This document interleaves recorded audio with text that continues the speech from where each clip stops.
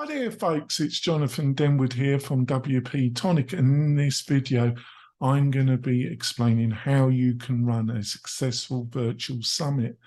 Some of the key things you need to know. I'll be back in a few moments, folks.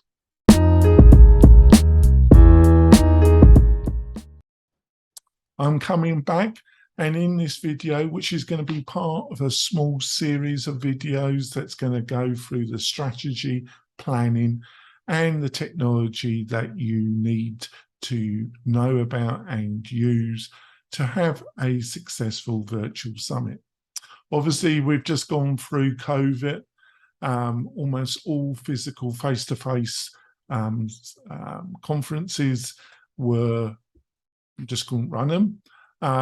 We're still in a COVID situation, but things have eased up in Britain, the US, in various countries. But virtual summits are still going to be very popular with people through a difficult situation, and they cost a lot less to run. They're more convenient, and I really think they really have their place, just like more traditional physical conferences do. So in this particular video, I'm going to go through about 4 or 5 of the main technology platforms that you could look at to host your virtual summit on. I've also written a great post that goes into more the strategy, and like I say, in some other future videos I'm going to go into the strategy of actually running a successful virtual summit, and also about the technology in general in some future videos. So like in this one, I'm going to be talking about some of the main platforms. And let's start off with one that you probably know a lot about, that's Zoom. Now, the great thing with Zoom is that most people, because of the pandemic, have Zoom on their computers, have utilized Zoom. Obviously, Microsoft Teams is become one of the only credible main competitors to Zoom, but still Zoom has really become a verb for video conferencing. There's 2 parts of this if you're going to use it for a virtual summit. You've got the actual traditional Zoom, which is aimed at video conferencing. You can buy that monthly at around just under $15, or you can buy the yearly plan. The one that you can go for the yearly is just under $150. I would pay for the yearly. You do get a decent discount. But that's part one. For you to run a virtual summit, you need an add-on, and it's their webinar add-on. You can pay for that monthly or yearly. The one I suggest is suitable up to 500 attendees. Now, before I go on to some of the other platforms and some of the strengths and weaknesses of Zoom, this is a key thing that you've got to get in your mind. A lot of these platforms, these SaaS-based platforms, and I would include Zoom in this, are great for what I call micro conferences, between 100 to 500. But it's in between a webinar and a virtual summit. The two can be intertwined now. Webinars are losing their attractiveness to some degree. They were abused to some extent, where they were basically video presentations with a hard sell pitch to the attendees, and that led to a little bit of a bad taste for people. But on the other hand, you've got to work out, because is it really worth doing all the work with a webinar if you think you're only going to get 200 to 500 people. I leave that to your discretion, and it really depends how many you're going to do. That, you know, there are companies that are doing a monthly kind of webinar stroke summit. I'm talking more of a yearly summit myself, where you're running it and you're trying to get a big audience.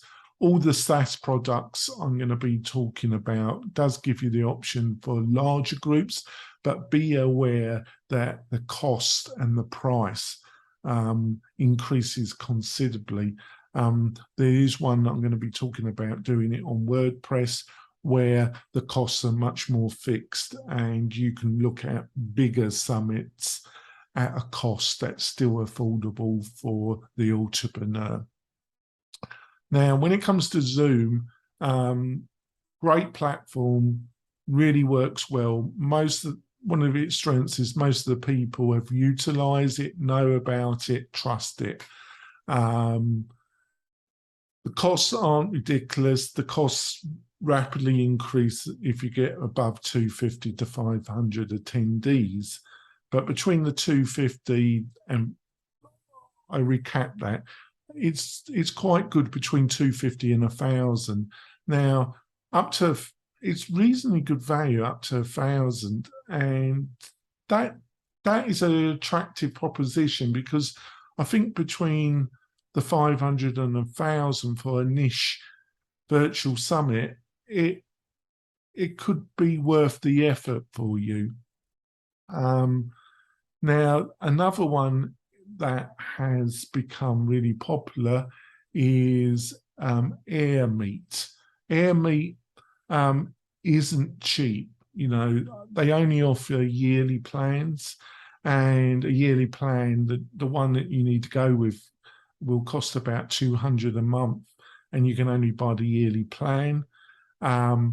It is a very slick platform in UX design and usability, and it has all the bells and whistles that you will need for your virtual webinar. One of the problems in utilizing these SaaS platforms is a lot of them do charge, if you've got a paid ticket element, they really want a large chunk of your ticket fee. With Airmeet, I think it goes up, it's in two parts, but the combined charge is around 12% of a paid ticket. So do keep that in mind.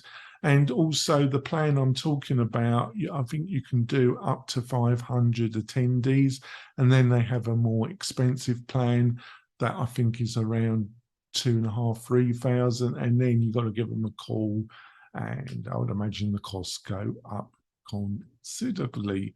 The next one is Hopin. Hopin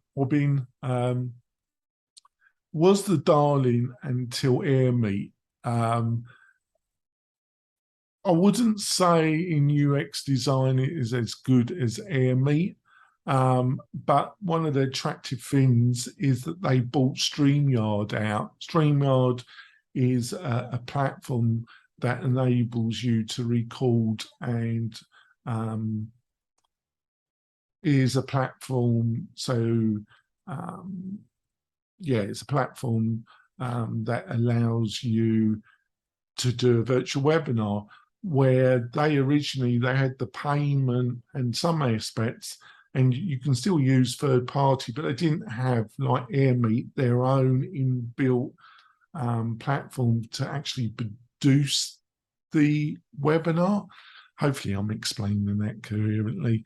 But they bought StreamYard, and StreamYard is one of the best value platforms to allow you to do YouTube live streams and utilize it for a virtual summit. So it's made it a much stronger product. And I wouldn't say they are working on making the integration between the two products much stronger, I still think they got a bit of more work to do that. In some ways, it's been a bit slow, but that's my own personal opinion. When it comes to costs, $99 up to 100 attendees. Any attendees after that, they charge 50 cents, between $50 to $1 for every other additional attendee. They've got other plans as well. So, but they also, for the paid ticket, they charge around 7%. So not as bad as Airmeet. Like I say, it was the one that a lot of people were turning to, but its interface I don't think is as good as Airmeet. And then you got old favourite, you got CrowdCast. Now CrowdCast is pretty solid. It a lot of their development team were poached by Hopin. 18 months ago, and that was a bit controversial. The plan you want to go with starts at $89, and that's up to $250. Anybody extra, it's 15 cents additional attendee. And you can do 20 hours of recording per month. They've got another plan up that increases on that. If you're doing a day virtual event on this micro, that the 20 hours or 2-day event, that'd probably be okay. It's pretty rock solid. It's got a nice UX design. But like all these, you know, if you're talking between 250 to 1,000, if you're talking about the 250 to 500, all these I've just described, you really need to try them. If you're looking between 500 to 1,000, I would definitely look at Zoom because of the cost, you know, because unless it's a big ticket item that you're selling in general, or it's a course that you're selling and you're doing this virtual event and there's going to be an upsell, these other platforms can get a bit expensive for a micro conference if you're the individual entrepreneur. Obviously, if you're a medium to large company and you're selling to the business market, you know, you're just going to choose the easiest one. So you're probably just going to go with Airmeet.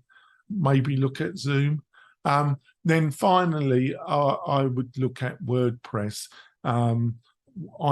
We're doing a virtual summit at the end of September, and we're doing it all in WordPress, basically. And we're using Lifter LMS, and we're adapting it a little bit, and we're using some other WordPress technologies. And this is going to be quite a large virtual conference. We're looking at anything between 6,000 to 10,000 attendees. That, you know, we're into WordPress, but if we weren't and you were looking at the conference that was well over 1,000 attendees, you were looking to get as many attendees as possible, WordPress is probably the way to go. And if that is of interest to you, you can always contact me through the WP-Tonic website and book a free consultation with me, and I can go through everything with you and also what we utilize with WordPress. I'd be more than happy to do that. So I don't want this video to go on too far. Hopefully you found it some value. If you did, give us a thumbs up, subscribe to the channel. It really does encourage me to make more of these videos, and I'll see you in my next video about the strategy, other aspects of running a successful virtual summit in 2022. I'll see you soon, folks. Bye.